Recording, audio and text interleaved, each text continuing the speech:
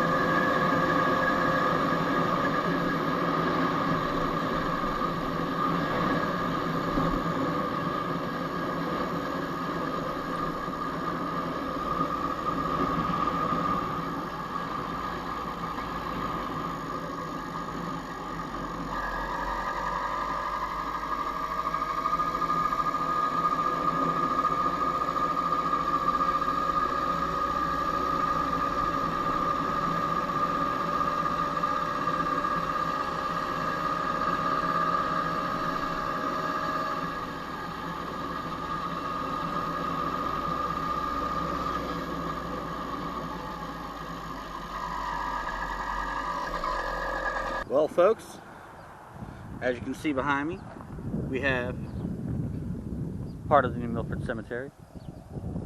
Very old gravestones around here. Very old indeed. And over here, you have more of the cemetery. And of course, the famous Get Around Cruiser that got us here today. Let's say we give a round of applause for that. But let's go take a walk and see what we can find. A little preview before we do our hunt tonight. Let's see, we have a gravestone from 1885. That's a long time ago.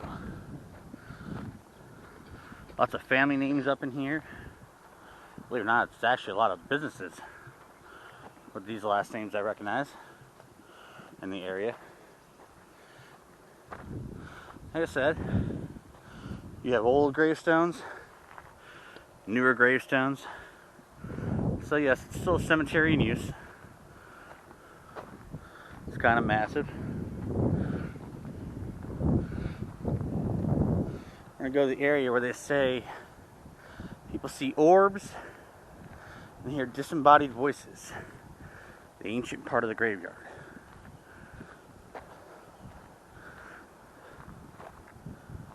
This family here, they had their own little monuments. That's actually pretty cool. Looks like a doctor, a wife, can't tell. But yeah, all older.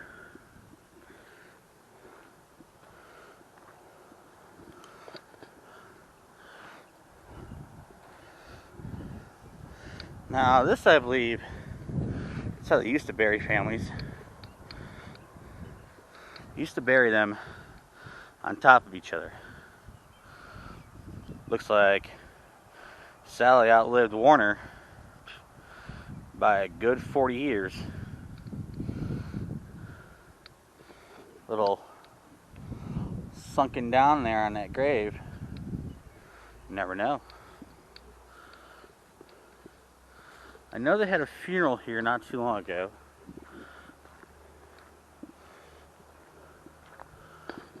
Now, I do apologize for sounding out of breath. Still in recovery. COVID's no joke, folks. Let me tell you, it messed with them lungs bad. But I'm in good health. Decided we're going to come out here and make a nice video.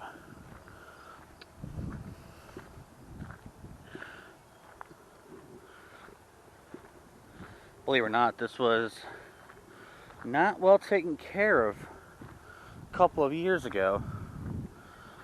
And then the city got involved. When a number of us complained about seeing gravestones falling over, one had actually slid down to the road. So we decided to complain. The city stepped in and took care of that. Now, an interesting side note for you people. I don't know if any of you are into geocaching. I myself used a geocache. I actually used to hide some of my own too. But there just so happens to be a geocache stash right there in that wall. What do you say we look at it? Huh? There it is, folks. Let's see.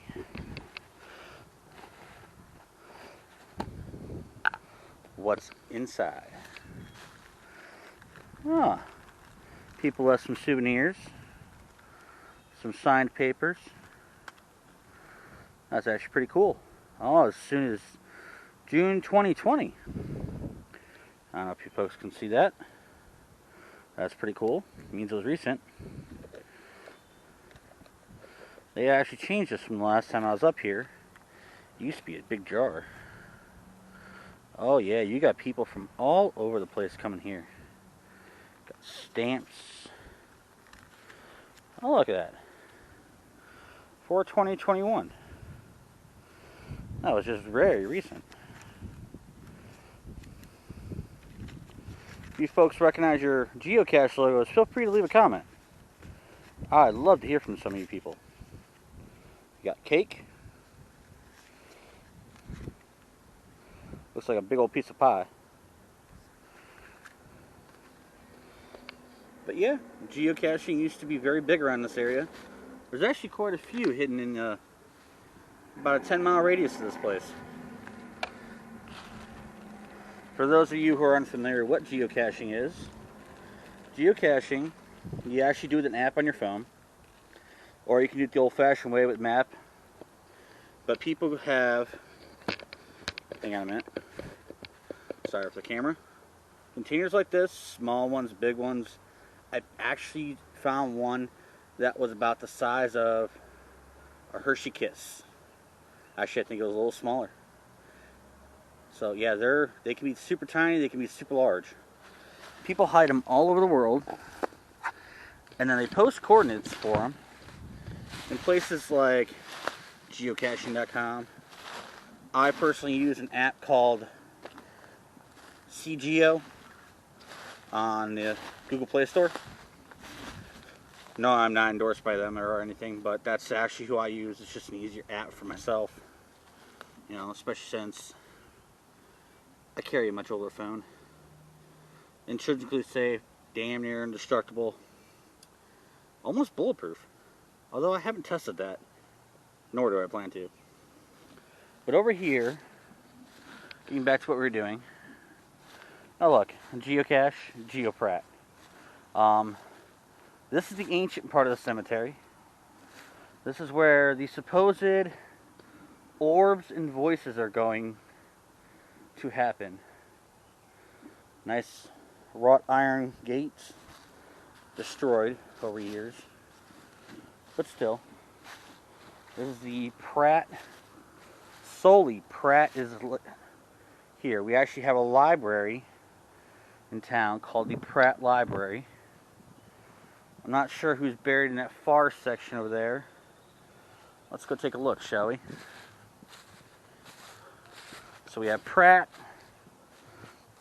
What do we got here? It looks like Smith over in this section.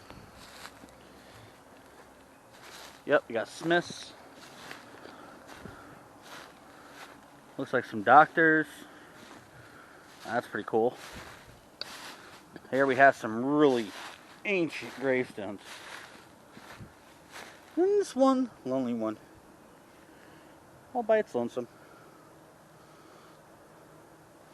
Looks like this group is Surthin. I can't make out a name on that one. It's too corroded. But yeah, this is where we're gonna be tonight, folks. Thought it'd be interesting for you guys to see it firsthand before dark, because obviously you ain't gonna be able to see the gravestones then. I'm gonna have very minimal light, just so that anything that does happen can be captured. Little set of gravestones there.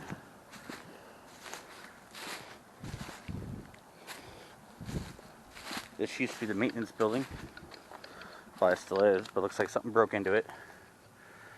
Definitely not something that's used.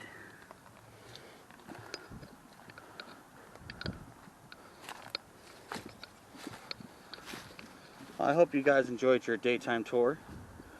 I will see you guys tonight when it's dark, and we will see what happens.